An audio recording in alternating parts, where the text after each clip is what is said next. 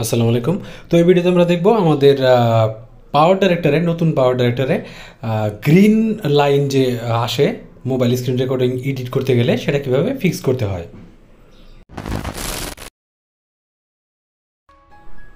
তো সেই জন্য প্রথমে আমরা স্ক্রিন রেকর্ডার অন করব।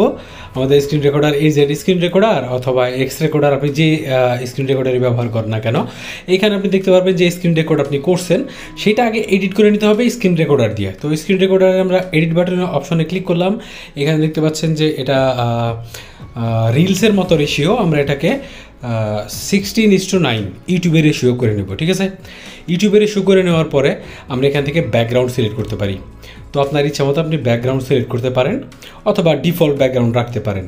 আপনি এখানে টিক মার্কে ক্লিক করে দেবেন। টিক মার্ক, তো তারপরে এখানে একটা ওয়াটার মার্ক আছে, ওই ক্রস চিহ্নের মধ্যে ক্লিক করবেন। এটা কিন্তু ফ্রিতে আপনি রিমুভ করতে পারবেন, আপনাকে কোনো প্রকার টাকা পয়সা খরচ করে আপগ্রেড করতে হবে না। একটা অ্যাড দেখবেন, অ্যাড দেখলেই আপনার দেখলেন ওয়াটার মার্ক কিন্তু এখন নাই, ওয়াটার মার্কটা চলে গেছে। এখন আমরা যেটা করবো, উপরে থেকে পাচ্ছেন 720p, তো আমরা ওইটার মধ্যে ক্লিক করবো, অ্যারোটার মধ্যে ক্লিক করার পর এখানে 1080 মানে এইচডি রেজলিউশন 1080p ওটাতে দেবো। ফ্রেম রেট দেবো আমরা হচ্ছে 60। ঠিক আছে, ফ্রেম রেট 60 দেওয়ার পরে আমরা এখানে সেভ করে দেব। তো এটা দেখতে পাচ্ছেন পার্সেন্টেজ। তো এখানে সেভ হয়ে যাওয়ার পর আপনি যেটা করবেন সেটা হচ্ছে আপনার পাওয়ার ডাইরেক্টরটা ওপেন করবেন। পাওয়ার ডাইরেক্টর ওপেন করার পর আপনি যেটা এখন আমরা স্ক্রিন রেকর্ডারের মাধ্যমে যেটা এডিট করে সেভ করলাম রেকর্ডিংটা, সেইটা নিয়ে নিব। ঠিক আছে, আগেরটা না কিন্তু পরেরটা।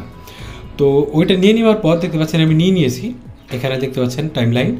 তো এখানে দেখতে পাচ্ছেন যে আমি সেই ভিডিওটা নিয়ে নেওয়ার পর এখন আমি এখান থেকে একটু কাট করে নেব, শুধুমাত্র দেখানোর জন্য যে গ্রিন স্ক্রিন প্রবলেমটা আমার সলভ হয়েছে কিনা।